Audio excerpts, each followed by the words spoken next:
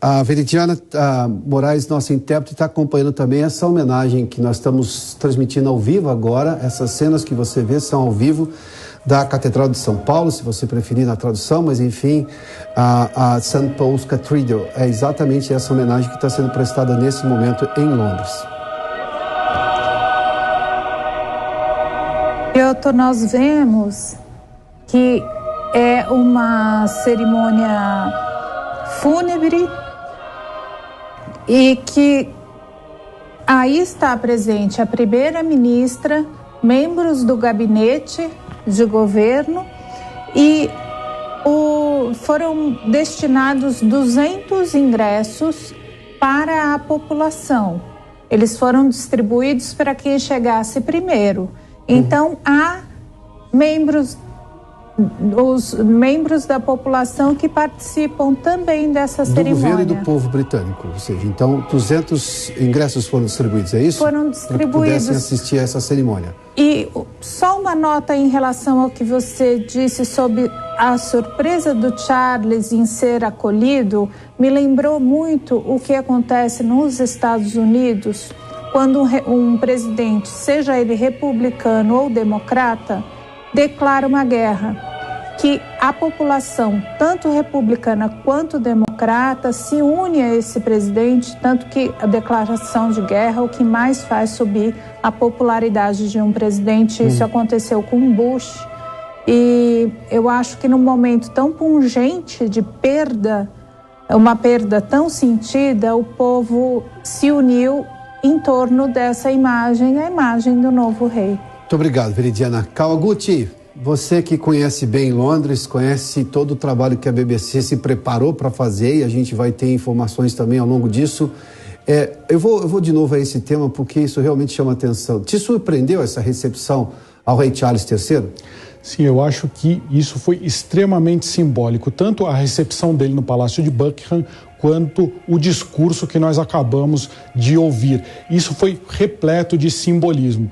Primeiro, ele recebendo esse carinho do povo, ele chegando no corpo a corpo, coisa que você não via o então príncipe Charles fazer com muita frequência, e ele deixou pontos bastante específicos, ele tocou em pontos bastante específicos nesse discurso.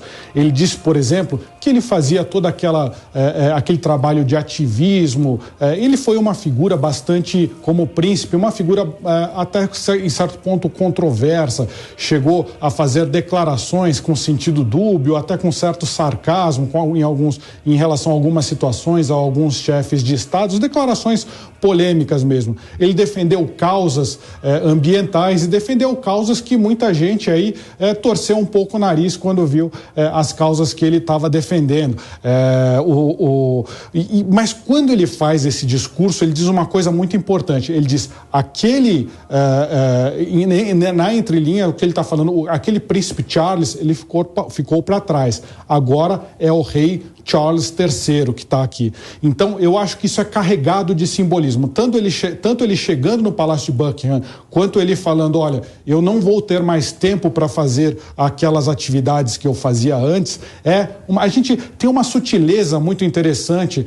Uma coisa é a monarquia britânica. Outra coisa é a família real.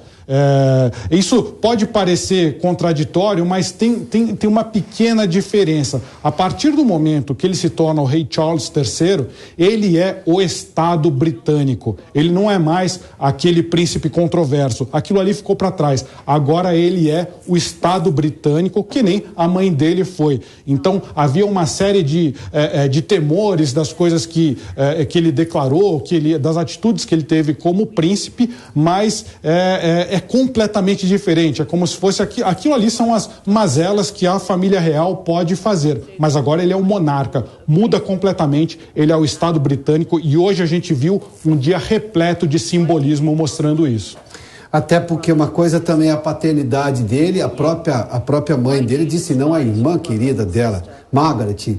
Em uma série de biografias você pode acompanhar isso, obviamente porque ela tinha se tornado não somente irmã, ela sempre foi, mas se tornou a monarca do Reino Unido.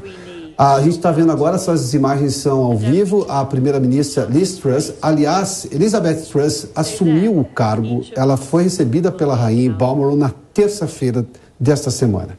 Foi exatamente naquele momento em que Liz Truss se tornou a primeira-ministra, ou seja, foi empossada como primeira-ministra pela rainha. A Daniela Alves está conosco, eu só preciso anunciar que o Alexandre Uehara, que é diretor de Relações Internacionais da SPM, que está com problema na comunicação. Então eu já volto com a Daniela, mas então vamos. O Alexandre Uehara está conosco. Alexandre, seja bem-vindo. Boa tarde, professor. Alô, boa tarde a todos. Professor, qual a avaliação o senhor faz desse primeiro discurso do rei Charles III agora, com todas essas sutilezas aí que o Kawaguchi fez menção, ou seja, de preocupação em passar a imagem que é um tempo novo, um novo tempo para a Inglaterra, sim, para o Reino Unido, um novo tempo, sobretudo, para ele, que passa a ser o monarca do Reino Unido? Perfeito, eu concordo bastante com o que o Kawaguchi mencionou ali, em relação a essa nova postura que ele tem. Eu creio que tem um passado aí em que ele teve uma popularidade muito baixa, né, principalmente no momento em que ele estava lá com esse período de afastamento, depois do divórcio da princesa Diana, e a popularidade dele chegou a ser uns 40%, né? Mas de lá para cá ele teve uma postura bastante discreta, foi recuperando aos poucos. Lógico, não tem o mesmo carisma que a mãe, até porque é muito difícil, de fato, né, ter o carisma que a rainha Elizabeth teve.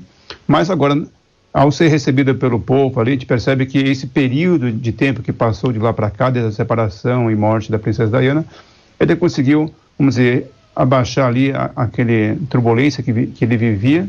E eu acho que essa recepção que houve representa um pouco disso, desse novo momento.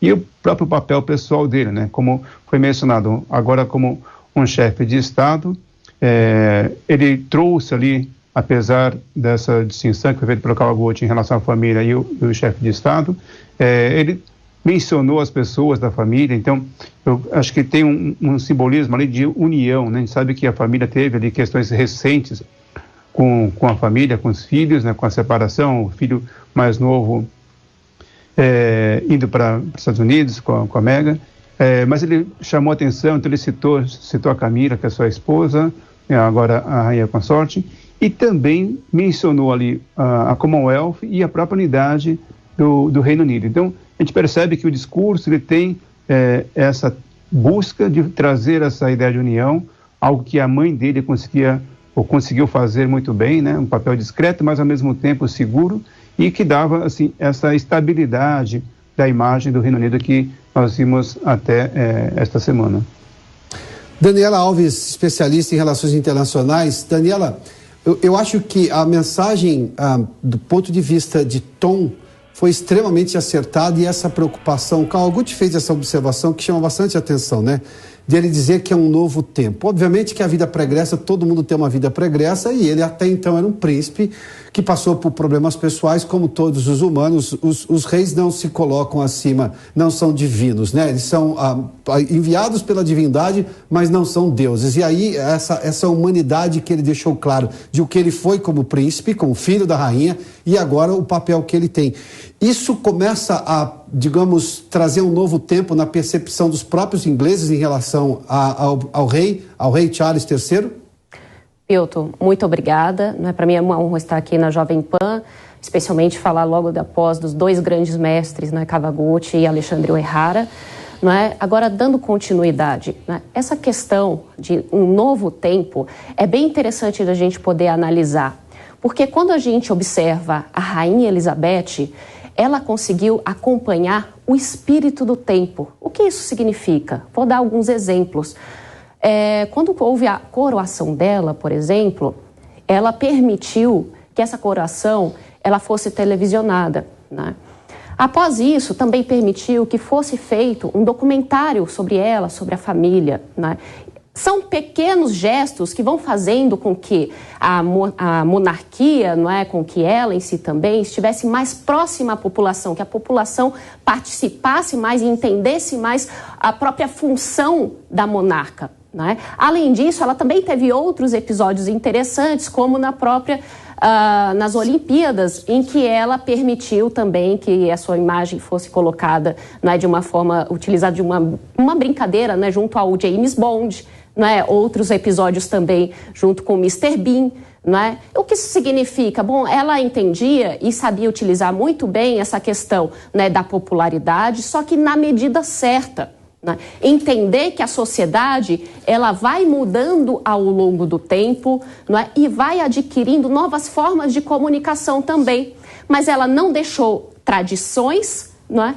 E ao mesmo tempo conseguiu acompanhar o espírito do tempo. E aí nós vemos agora o rei Charles indicando é um novo tempo, porque ele entende, não é, que o falecimento de sua mãe, a rainha, não é, tem um significado muito grande para o povo britânico e não apenas para o povo britânico, né, mas para a população e líderes do mundo inteiro. Né? Então, nesse momento, ele entende, bom, se encerrou este reinado, vai iniciar o próximo e ele está acima de partidos e de preferências pessoais. Agora ele é o rei Charles, para dar continuidade à união e às instituições.